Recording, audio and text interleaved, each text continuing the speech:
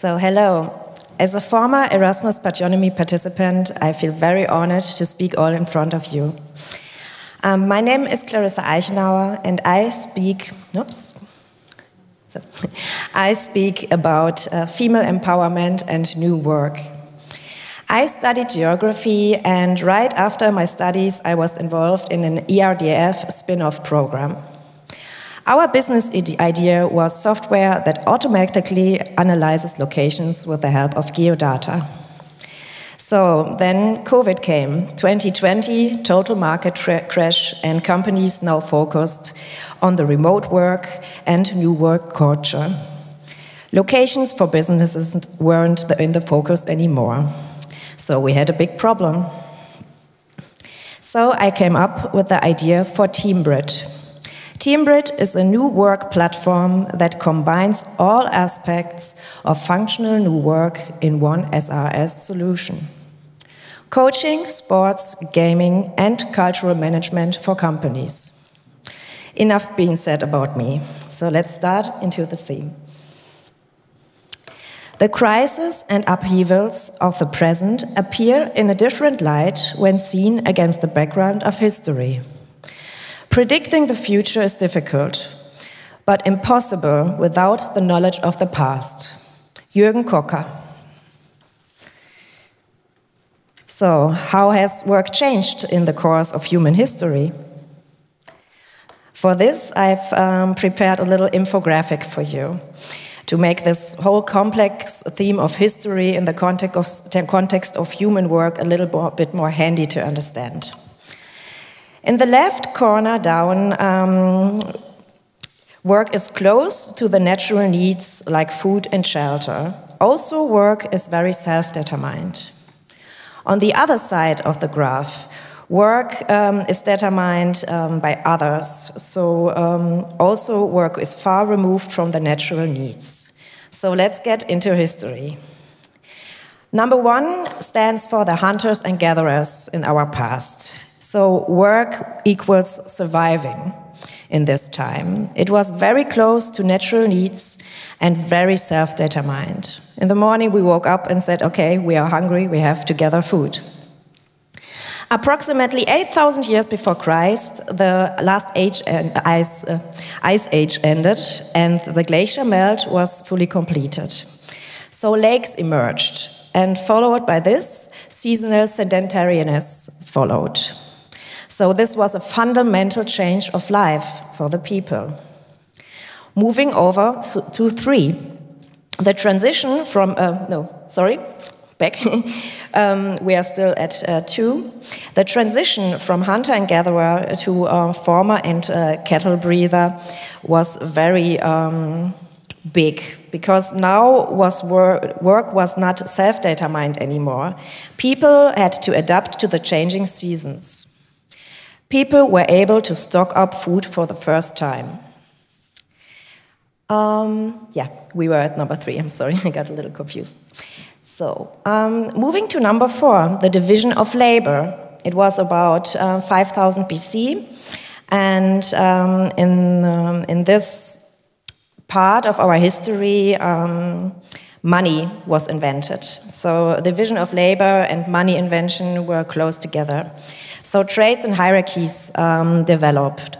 Work was getting more and more away from self-determination and natural needs. Moving on to number 5, specialization and amalgamation. So in the Europe of the Middle Ages, amalgamation of professional groups and guilds took place. We got uniform regulation, organization, and structure for commercial work. So, moving on to number 5 on our right upper corner. So we are very far from the natural needs and very far from self-determination. We are heading to factories and assembly line production. The industrial age has started in the 18th century, and the new credo was quantity instead of quality. Poor working conditions, no rights, and maximum working hours. Rationalization of work took place. In comparison for today, we have individualization in work. So people couldn't cope with this very precious work anymore, so the revolution of the workers began in the 1800s, 1900s. So it was a big shift in society. The commodification took place, so the replacement of the feudal system with capitalism. Therefore, a workspace was created. So private life was divided from work, the first time in the human course of history. So work gains social, political, and cultural significance with this. The era of unions started because of the poor working conditions of the people. Therefore, work was still far away from national needs, but a little bit more self-determined, so a little bit lower than the number 5.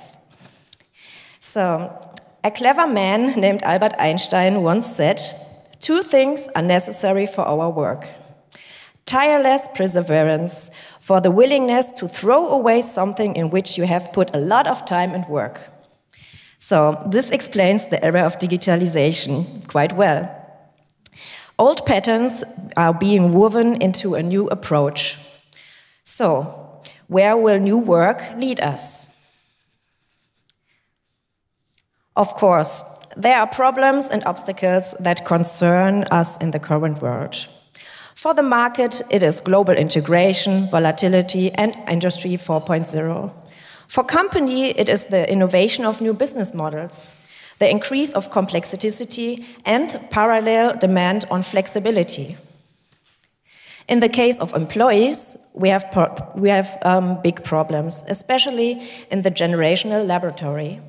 So the transition from C-level, in the C-level from baby boomer generation to generation X and Y, and in addition, the simultaneous entry of Gen Z into the labor market brings a lot of obstacles. Here are colliding worlds, which have to be united in the future. In addition, there are large-scale changes that exert pressure on the world market. Demographic change, digitization, decreasing half-life of knowledge, and finally, the farewell from normal biography. For thousands of years, people struggled with the limits of their physical powers. In the 21st century, they are confronted with the limits of their psychic powers. Professor Dr. Bernd Badur. So let's have a check-up in the German status quo of mental health. This 2019 study by Statista with 1,295 participants between the ages of 18 and 64 shows an overview of pushed triggers for people with mental health problems. We can see 4 triggers are directly linked to work, such as work problems, fear of job loss, reconciliation of work and family life, and conflicts with colleagues and bosses, of course. And another 5 triggers are indirectly linked to work: stress level in everyday life, permanent accessibility, household keeping, childcare, and also road transport to work and back. So now, if you look at the sick leave due to mental health problems between 1997 and 2019, you can see that the index has increased about a factor of 2.5. Already in the 70s, Fridtjof Bergmann thought about how old work could be changed in the new work, utopia. According to his model, I have prepared another little infographic for you. This diagram compares old work with new work. On the left, we see the concept of old work. The sea level has the sun in its back. The sun stands for vision of the company and the resulting intrinsic motivation for the sea level. Because only those who know for which values and goals they are working will develop inherent motivation. Employees are faceless, with little to none decision-making. The means of propulsion are carrot and stick. On the right side, we see the concept of new work on the other hand. The C-level or the leader is on the same level as the employees. The sun shines above everyone, and everyone in the organization knows how to contribute to the company's values and goals. Even more, the employees have developed an intrinsic motivation which lets them love their work and like taking responsibility and I'm sorry. Yes, sorry. Even more, the employees have developed an intrinsic motivation which lets them love their work and like taking responsibility for the success of the company. That's what's like that. Yes. The management or leader uses the support of mind, heart, and wealth of experience as a motivator. So, I got 5 factors for new work for you. Flexibility in companies, flat hierarchies. I know it's a buzzword, but we can discuss after it. Agility, digitization, and last but not least, individualization. And I also have 5 to-dos for a healthy and sustainable working environment. Recognize relevance and take responsibility for your work. Put your ego on the leash. I know it's hard and we all have to go through as a C-level. Then culture is key for the future of your company. Skills over status. It directly correlates with point 2, putting your ego on the leash. And new work is a whole company project. So, to be a little bit in the Spagionomy team, I got a map of my city. No, just kidding. It's a megatrend map from the Future Institute of my country. This map shows all megatrends that are currently occupying our world and will occupy us in the near future. To be a little bit easier to see, I filtered the path of new work. I'm not going to go into details, but we can see that new work cuts all megatrends of the present. In the future, new work will affect us all. Now, I brought a little clip with me. I've sent it to you per email, so let's start it. Have fun. Scandals happen all the time. The question is, how do democracies respond to those scandals? And what will it mean for the wider region? I think one of your children has just walked in. I mean, shifting sands in the region. Do you think relations with the North may change? Dogs are coming in, kids are coming in. I would be surprised if they do. Looks quite funny in the first place. Pardon me. And now you see the mother running in like a ninja, grabbing all the kids, trying not to be seen. What's this going to mean for the region? Want to go under the desk, shameless, you know? Sorry. South Korea's policy choices on North Korea have been severely limited in the last 6 months to a year. So, thank you. So, I've seen many people smile here. But on the second look, this situation was quite painful for everybody in the family because the father was ashamed. He just pushed his daughter away with a hand in her face. He didn't even look at her, you know. The girl was in pain because she doesn't understand why her father is pushing her away. And in the next second, she's dragged by her arm out of the room, crying. You didn't hear the sound, but she was crying. And the mother also must have experienced heart attack during her ninja mission, you know.